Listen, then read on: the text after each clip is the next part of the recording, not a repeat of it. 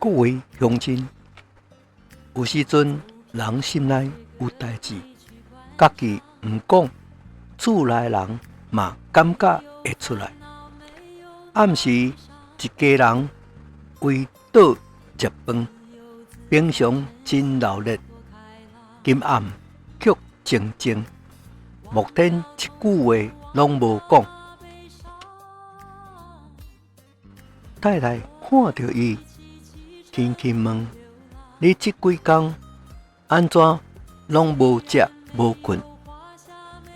身体敢有啥问题？”一句关心，听了心搁较酸。目天嘴要开，话甲嘴边搁吞落去，因为连伊家己拢毋知要安怎讲。囡仔看父亲无笑容，一家人互相看来看去，大家心内拢想：爸爸到底安怎呢？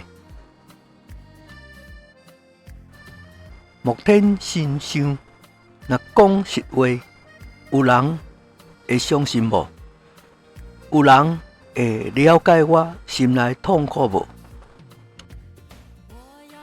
厝的人私下开始讨论，有人讲压力上大，有人讲爱去看医生，真正的原因却无一个人知影。